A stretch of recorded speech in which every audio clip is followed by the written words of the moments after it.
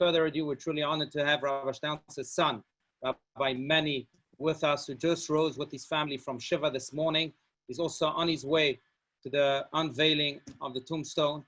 And he's joining us here all the way from Yerushalayim, my dear, dear friend. At the same time, all together, we send him our deepest wishes and condolences. I know Shiva ended this morning, and Hashem should, we still say, Amakom Yenachem, Hashem should comfort you and bring you only simchas from this point on.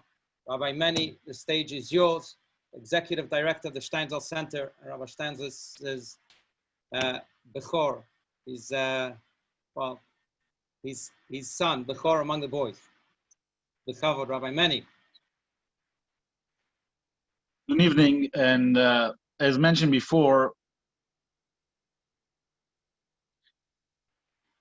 as I'm not as humble as my father, and not as really proficient in humility like him, I will really like to say to everybody that we are humbled by the sign and show of condolences and care, and especially I'm really grateful for Rabbi Alush and all the speakers before me and the speakers after me, to bring the message of my father, talking about my father.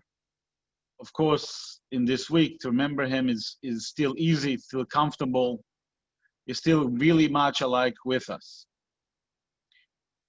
As we are on the way to the unveiling, like many other families, we went through a struggle to find what's the right word to describe him.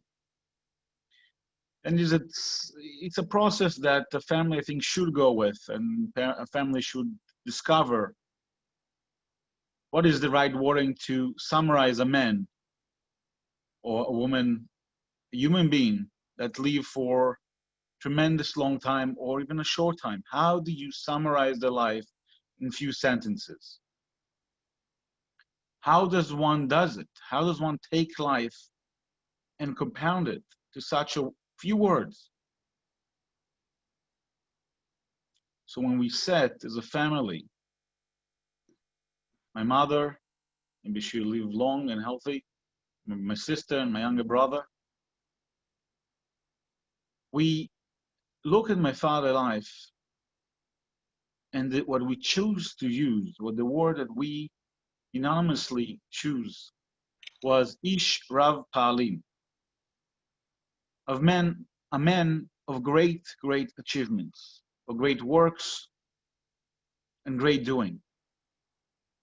I remember vividly going to my father once the last file of the last tractate of the Hebrew Talmud was sent to print in 2010.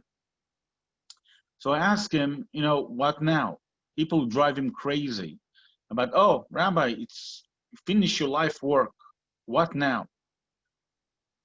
We gave him a list of 8 different projects. He didn't say no to any of them in any level of seriousness.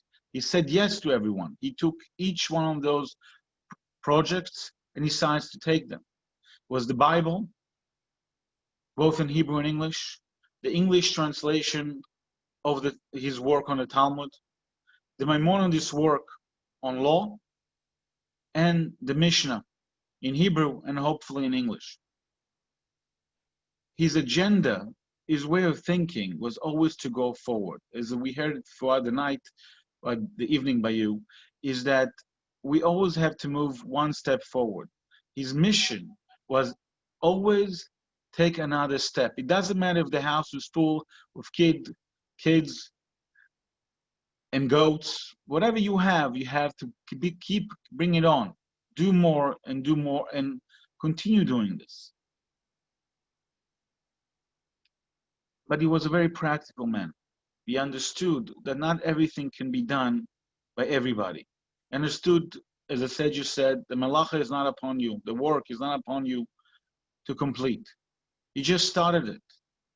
You want to do the best he can to reach every single person. Every single Jew who can learn should have the ability to learn. I remember several times asking, what's the big chiddush? What's the big deal of what you do? And he said, I have 2 things. One is that I try to keep it as narrow, as clear as possible. And therefore, he didn't mind to bring commentaries from a variety of sides, as long as the reader can be reading the text fluently. And the second thing he said, and that's something he kept saying, when I write a book, I want the person who read the book to feel that he has a teacher in his pocket, that he has me, and he has my students, and he has people I follow in his pocket, that he can go with them. It can be his guide, it can be something that can move him forward from now till they need to pass on the message, to carry it on for the next generation. That's the goal of my father's work. Again, I would like to take this opportunity to thank you all about you participating in this tribute night for my father, the first of many. Will be happening next year and hopefully farther down. I'd like you again to participate in our work, to help, to support, to care. But the thing I would like the most is as you continue learning, as you continue advancing yourself from day to day, that today will be better than yesterday. Shabbat Shalom and thank you.